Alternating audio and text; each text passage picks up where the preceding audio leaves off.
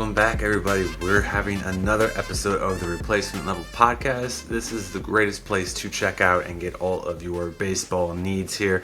I'm your host, Chris Phillips. As everybody knows who's been following along, my co-host for Fall, Neg Nowinski, is currently over in Israel enjoying his gap year. He was going to join us, but unfortunately, I think the time change and time zones have kind of caught up to him, along with, I'm sure, his studies and his schoolwork. So he's a little bit tired today, so he won't be joining me. It's all right. He will be back again another day for sure. We'll work on getting some time on this calendar here so he can join us and we can talk some baseball. So I can have somebody to talk to baseball-wise that's not just myself, because I'm getting a little bored of myself, really. Anyways, welcome back again for another great show. Today we're going to be talking about the NL playoff race here. A few weeks back we talked about the AL playoff race and how things were going to be shaping up, how teams were looking, our thoughts and expectations of said teams that are competing for those final playoff spots, and how the AL West is right now still the closest division up for grabs. All the other divisions, all five of the other divisions are pretty much set in stone as to who is going to be the winner of them. Not all of them are officially locked up with their division winners, but the division leaders have a sizable lead at this point in this game, so it's only a matter of time before they become official, where the AL West is currently very, very tight between the Houston Astros, the Texas Rangers, and my beloved Seattle Mariners, who have been frustrating a little bit after they kind of got the AL West lead and was the front runner, only to give it back. So they're fighting to get into the playoffs. But anyways, we're not talking about the AL today. We're going to be talking about the NL today, and let's get into it right away. Unfortunately, similar to kind of how the AL standings are, like I initially talked about, the divisions are pretty much locked up. Atlanta is currently locked in and won the AL East. They also have a 14-game lead over Philadelphia, so that is, besides it being official, there's no way that Philly is going to overcome that anyways. The Dodgers have won the AL West. They won it over 13 games over second place Arizona Diamondbacks. The Central, it's still, I guess, up for grabs. Milwaukee has a 7.5 game lead over Chicago. I would imagine, though, it's only a matter of days before the Brewers officially lock up the NL Central. Again, there still is enough time. It still could happen, but There's a little bit of a series coming up between the Brewers and the Cubs here to end that maybe could play a role in determining who wins that division. But the Cubs are going to need to get back on the winning track here. They have gone 3 of 7 over their last 10 games, lost their most recent game, and unfortunately they're currently losing, as we're recording the show, to the Pittsburgh Pirates. So not good signs, but there's still time in that game for the Cubs to pull out a victory here. But most importantly, they need to win some games if that Brewers series at the end of the year is to make any difference at all in winning the NL Central. So with that kind of out of the way, we're going to move over to the wild card race, because there's a lot more interest and a lot more compelling storylines, a lot more intrigue than what's going on with just the division winners. Currently, for all those who've been following along on our X feed, we've been trying to daily present you guys with the latest standings, both with the division leaders and then also with the wild card leaders as well, so that way everyone can kind of follow along. And like I said, we're your best place to come and get your baseball knowledge and baseball information. So follow us on Twitter if you don't already. And for those of you who do follow us, share us, tell us, write us, give us some feedback. We'd love to hear from you guys. It's always pleasurable to talk baseball with anybody who's loving this wonderful game. But like I said, we're going to be talking about the NL wildcard race. Currently, Philly has the first wildcard spot. They have a 4-game lead over the second place wildcard team, which is the Arizona Diamondbacks. In third place is the Chicago Cubs. Arizona has a 1.5 game lead over the Cubs. But like I said, they're 4 games back, and the Cubs have a half-game lead over Miami, who's competing for a wildcard spot. The Cubs also have a 1-game lead over Cincinnati, a 3-game lead over San Francisco, and a 4.5-game lead over the San Diego Padres. That's right. Padres, even for all of their turmoil and drama, they are still in the playoff hunt, and we'll talk about that here in a little bit. I wouldn't necessarily rule them out just yet. So, but as I said, it's a very tight wild card race. You have essentially, what is it here? Five. Yeah, sorry. Five teams here that are competing for the final two playoff spots. Six, again, if you want to include the San Diego Padres, which I am, you have six teams that are competing for the final two spots. So four of them are going to be sitting on the outside looking in, and you're going to hear their fan bases talking about how they should have got in, how they're a better team and everything, yada, yada, yada. Point is, these teams all have their flaws, all have their strengths, and if they're not going to be winning games, it doesn't really matter. But it is what it is. We're going to see how this plays out. Again, this is going to be a wonderful playoff race here as we're coming to the end of the baseball season here. Philly, there's not much to talk about them. They're on a one-game winning streak. They've gone 5-5 over the last 10. At this point, they're 83-69, 43-31 at home, 40-38 on the road. They're pretty much locked in at this point. I don't see them stumbling enough to, fall out. It could happen. I'm not going to count on it, though, whatsoever. Arizona has been an interesting team all year. They were a team that not a lot of people were talking about. A lot of people were expecting them to be very good this year. And they got off to a good start at the beginning of the year, kind of surprised some people. And they've really just been able to kind of maintain a lot of positive success, considering that they have some very big flaws on their roster. Despite that, though, they are 81-72 on the year, 43-35 at home, 38-37 on the road. They've won their last 5 games. They're 6-4 over their last 10. They made some moves at the deadline to help bolster their areas of weakness, primarily closer, when they traded for Paul Sewald, the former closer of the Seattle Mariners. So they've made some moves to be aggressive and to try to get into the playoffs. And I will self-promote here. I was expecting Arizona to be a good team this year. I didn't think they were as bad necessarily as everyone was talking about. When you kind of looked at their roster, you could kind of easily see how things could work out in their favor. I will admit I was kind of expecting Madison Bumgarner to play a bigger role and have a more positive impact in Arizona's success. That was not the case. But anyways, they've been successful this year, and I think they can continue, and I think they can make it in. As far as how far they'll go in the playoffs, I don't know. I could see them losing in the very first round.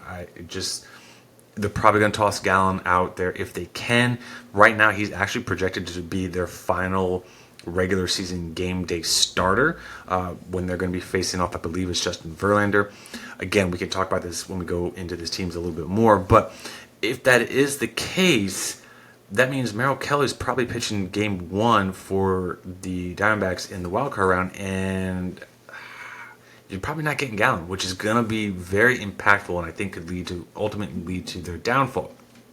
Now, again, if they're going to change up their pitching rotation so they can take advantage of Gallen and Kelly, they might be able to sneak by in that first round. But again, a lot to dissect and to talk about later on. The Cubs are currently the third wild card team in their 79-73 on the year, 42-35 at home, 37-38 on the road. Lost their last game, 3-7 in the last 10. They've really been struggling over the last few weeks here. And at one point, they're looking like they could actually win the NL Central, but that hasn't been the case. And ever since they got that close, they've kind of been on a downslide. And unfortunately, in my opinion, they're hanging on for dear life here, trying to get into the playoffs here.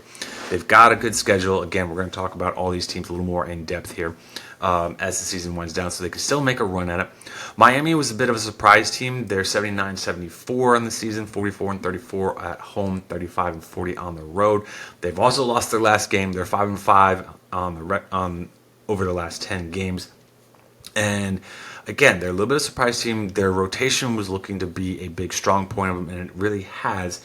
Their offense was going to be a bigger question for them in terms of what guys were going to be able to produce, what they're going to be able to do, health of the overall team, the roster, everything like that. And they've done fairly well. Maybe not the best offensive team that we've seen make the playoffs or anything like that, but considering the pitching that they have, especially that starting pitching, they've got a pretty good bullpen. They can make some noise, because when it comes to the playoff baseball, pitching is very, very important. It's a little more important than the offense that's out there. So they could have a shot to make it in there, but it's going to be a matter of if they can score enough runs. After them is Cincinnati, 79-75 on the year, 37-41 at home, 42-34 on the road. They've lost their last two and are 6-4 over their last 10. They're a team that I fully expected to be already eliminated at this point, and actually probably a few weeks ago expected them to be eliminated by this time of the year when the season started. That has not been the case. Elly De La Cruz was a big boost to their overall season, along with a bunch of their other prospects that they've called up, like Matt McClain, Christian Encarnacion Stroud, Noel V. Marte, as well as Spencer Steer. So they've been a successful story. Their pitching is still very much an issue, especially their bullpen. Their bullpen, I think they've got a legit shot to say that the bullpen is worse than the Diamondbacks bullpen. And again, for those of you who follow me, I said at the beginning of the year the Diamondbacks bullpen was going to be a major flaw for them, and so far it has, and Cincinnati has been right there with the Diamondbacks. And like I said, you can make a case their bullpen is actually worse than the Diamondbacks here. So they're in it. We'll see if they can make it. I feel like they've kind of running out of steam here, and also, unfortunately, running out of healthy bodies, especially in the rotation, to really make a push and make it in for that final spot. San Francisco here is 76-76 on the year, 43-32 at home, 33-34 on the road. Losers of their last two, 4-6 in their last 10, and they're a team like Cincinnati that I feel is kind of running out of gas here at the most, at the worst time of the season for it. Like, they've been hanging around all year long, and I don't think they have enough to make that final push to make it into the playoffs. But we'll see what's in store for them when we look at their schedule. San Diego Padres. This is a team that pretty much everybody thought at the beginning of the year would be challenging the LA Dodgers for the NL West crown and supremacy, and was a legit wild card team or World Series contending team. And they've been anything but that. They've been a disaster. There's been a lot of turmoil, a lot of infighting, a lot of talk about the chemistry of the roster and the locker room of it, and how AJ Preller built this great team. But it's basically like if you're running a fantasy team, like, it's all great on paper, but you're not taking into account for personalities of players and how things can mesh and how things can be rubbed the wrong way, and it can create a bad locker room chemistry. And let's be honest, in team sports, locker room chemistry is a big part that's very much overlooked. You can have a team that maybe star power wise is mediocre to good, but they have a great locker room, and they can overcome a team that is loaded like a San Diego Padres with talent but doesn't have a great locker room. So they are 75-78 on the season, 42-36 at home, 33-42 on the road. Winners of their last 7 games. They actually own the longest win streak in the NL right now at 7 games. Right behind them is Arizona with 5. But the Padres are also 8-2 over their last 10 games as well. They have made a significant push here, kind of under the radar, which is surprising considering the star talent they have and all the hype that was surrounding them, to get into this playoff potential race here. Again, they are 4.5 games behind the Chicago Cubs for that last wild card spot. They have 5 teams to jump over if they're actually going to make it in. But they have the talent to do so, clearly. When you have a team that's got Juan Soto, Fernando Tatis, Manny Machado, Luis Campusano, Xander Bogaerts, who has been a resurgence for this season, considering he was struggling earlier in the year. Blake Snell is looking pretty much like he's going to win the NL Cy Young. We'll see if that actually comes through. But you've got the star power to make that push in there. They did lose Yu Darvish for the remainder of the season, which is going to be a big blow, because having that 1-2 punch of Snell and Darvish was going to be, very effective. Not to mention, I can't think of his name. The guy who threw the perfect game for the Padres, Musgrove, Joe Musgrove there.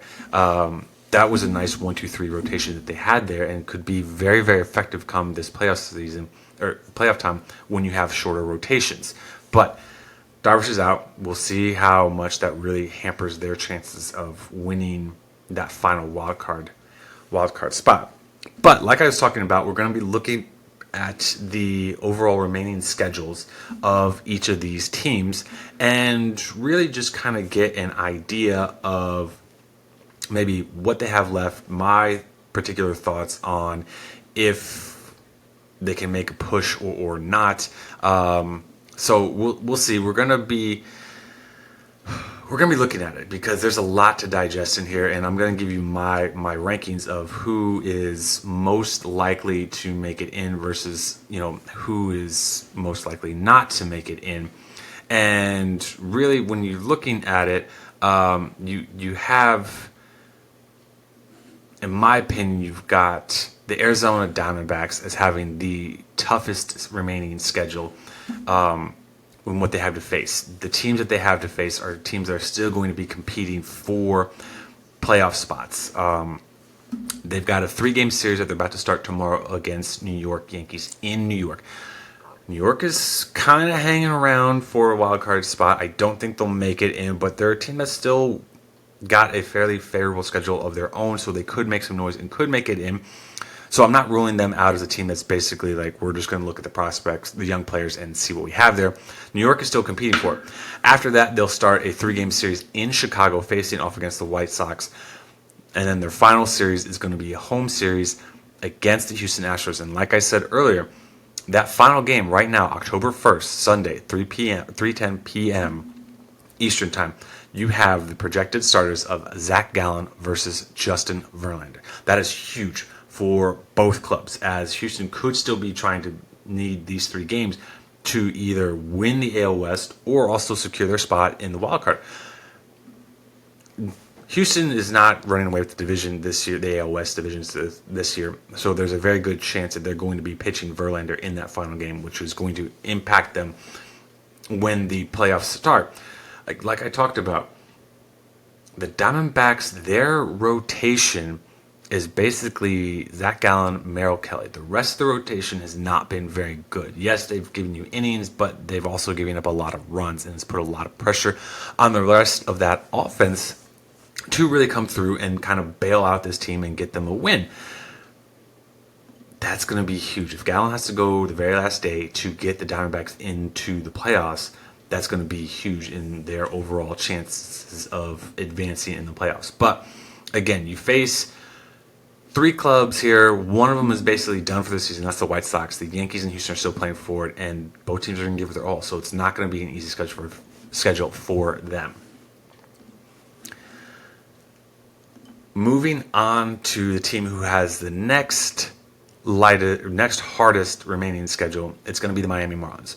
Again, they're starting a 3-game series at home against Milwaukee Brewers, and the biggest impact of that is they're going to face the Brewers' top 3 pitchers: Corbin Burnes, Brandon Woodruff, and Freddie Peralta. That's not going to be an easy matchup for the Marlins to handle. They roll out their own. Right now, they don't have a projected starter for Friday. Right now, the Marlins are going to roll Jesus Luzardo out for Game 2, and then Edward Cabrera for Game 3. Those should be some good pitching matchups for sure. But again, if they are going with a bullpen type of a game for Friday and they lose that one, that puts way more pressure on Luzardo and Cabrera to be impactful starters for them and to win that series. A loss there could be huge the way the rest of their schedule pans out. After being home to Miami, or being home to Milwaukee, they're going to end the season on the road with a 3-game series in New York facing the Mets and a 3-game series in Pittsburgh facing the Pirates. So while the Pirates are a bad team and have been eliminated, being on the road, not ideal when you're trying to make a final playoff push in there, but it's the way the schedule's shaking out, and it's what the Marlins have to deal with. And the Mets aren't a great team either, but they are a division team, so you can expect them to give the Marlins a tougher time than maybe another team that would be facing them. So, again, they're the second hardest remaining schedule. After that, we're going to the Chicago Cubs. Like I said, they're currently losing to Pittsburgh at home in Chicago, which is not great. And they're wrapping up a 3-game series where they won the very first game, lost last night. So a loss tonight is going to be very, very impactful for the Cubs. After that, the Cubs are going to start with a home series, wrap up their final homestand at home against the Colorado Rockies. Cubs should sweep that no problem. But this is where it's going to get problematic for them. Their last week, they're going to be on the road in Atlanta, facing arguably the best team in baseball. Definitely the best team in the NL, in the hot Atlanta Braves. Maybe the Cubs catch some luck here and the Braves have nothing to play for, and maybe they kind of rest some players, or some of their projected starters aren't going as deep into games because they're trying to keep them fresh for the playoffs, because ultimately that's what Atlanta's looking at. That could be helpful for the Cubs, but at the same time, that Atlanta team is pretty stacked. And then after that, they're going to be facing, again, on the road in Milwaukee, facing the Brewers. And in that series right now, the projected starters are Freddie Peralta, Wade Miley, and Corbin Burns for the Brewers. Again, like I talked about, if the Cubs are able to gain some ground on the Brewers in, taking care of Pittsburgh, taking care of Colorado, winning the series, hopefully, in Atlanta, that final 3-game series against Milwaukee could be huge, and it could impact who's winning the NL Central, and maybe even the loser is out of the playoffs. But if not, like I said, if the Brewers are able to lock this up, the Brewers may not have a lot to play for. Maybe some luck could kind of comes away, where some of these teams are resting guys, so the Cubs aren't facing their opponents at full strength. However, the Brewers and Cubs are division rivals, and maybe the Brewers are like, you know what, we're not doing any favors. We're going to make sure you don't make the playoffs. We'll see, but that's going to be very important to watch as the season's winding down. Now, for the second most difficult, and arguably I'll say the second most favorable schedule, is going to go, and really it was kind of a toss-up between this team and the other team that I have left, because of how the teams are currently constructed versus the opponents that they're facing as well. And I think this team has a more favorable schedule in terms of their opponents, but I don't really believe in their overall team construction to be able to take advantage of that and ultimately make it in. I feel the number one team is a better constructed roster, and their schedule isn't that much of a step down compared to this team. So without further delay, I'm talking about the Cincinnati Reds here. The Cincinnati Reds have 8 games left. 3 of them are at home. The remaining 5 are all on the road, and they're all against very favorable opponents. Starting tomorrow, they are going to face off against the Pittsburgh Pirates. It's a division rival for sure, so it should be probably a closer game than people are expecting. However, the Pirates have not been good all season long. The Reds have been better, and this is a great opportunity for the Reds to make up ground in that wild card standings and take advantage of this great schedule. After that, they will start a 2-game series in Cleveland, so they're not traveling very far either. They're staying fairly close to home right now, going to Pittsburgh, coming back to go to Cleveland, and again, 2-game series. In that one, you have Hunter Green facing off against Logan Allen, and then you have Connor Phillips facing off against Lucas Giolito to wrap it up. I think that first matchup between Green and Allen is going to be huge. Allen has definitely struggled, and it looks like maybe some wear and tear and some fatigue is setting in him. If that's the case, I don't expect him to necessarily go too deep into the game, and that could be a big advantage for the Reds, especially having their ace on the mound.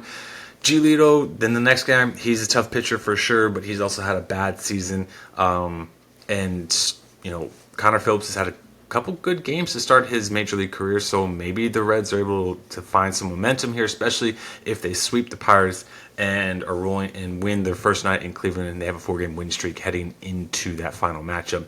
Maybe Giolito doesn't loom as large or as difficult a task. Finally, the Reds are going to end their season in St. Louis, facing off against the hated division rival and longtime division champion, the St. Louis Cardinals. Again, the Cardinals have been eliminated. They've been a bad team all season long. Their starting pitcher has been atrocious. The Cardinals still got some good players there. The Reds, I think, have enough offense to get by and really take advantage of the poor pitching from the Cardinals.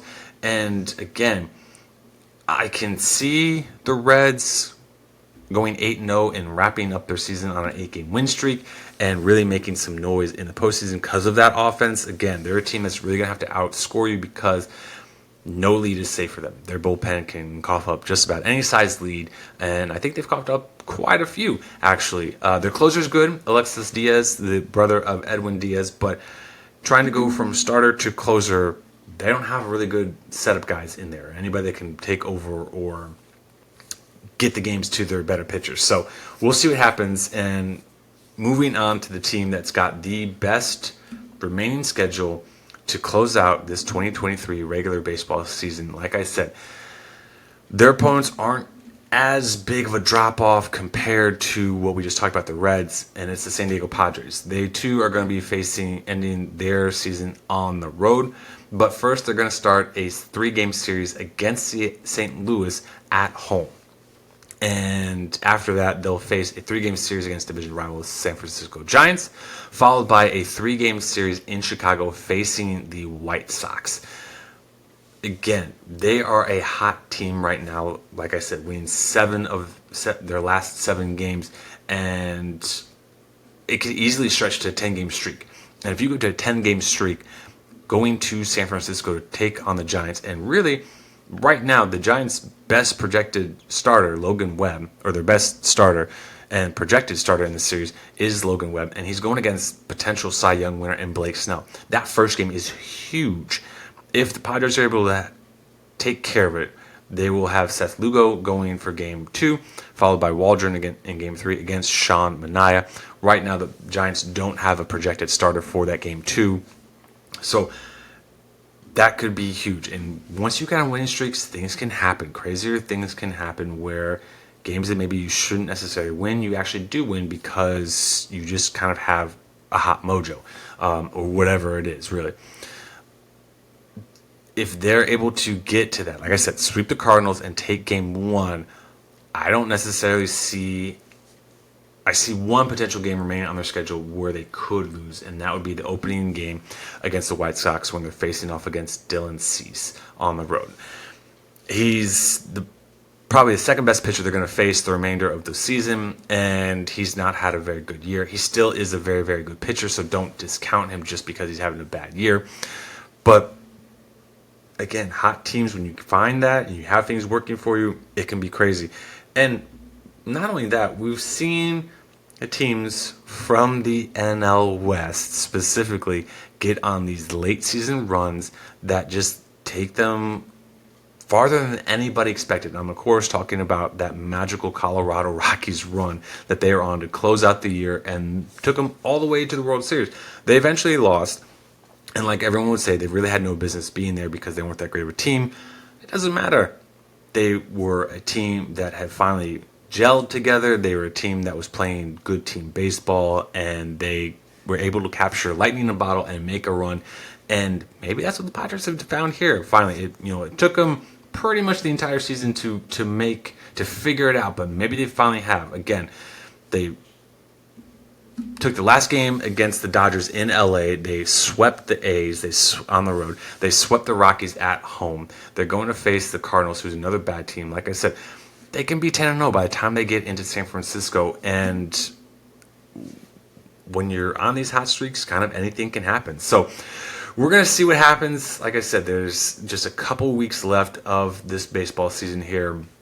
A lot of games left to be played. A lot of outcomes still to be determined. So don't stop watching baseball. I know football season's here and everybody loves it, myself included, but there's a lot more compelling intrigue and drama in the Major League Baseball season, especially how we're closing out this 2023 season. So for everybody out there, thank you guys for tuning in. Thank you for listening. Thank you for your support. Please continue to share us. Tell your friends via social medias across the table. Tell everybody via mouth as well.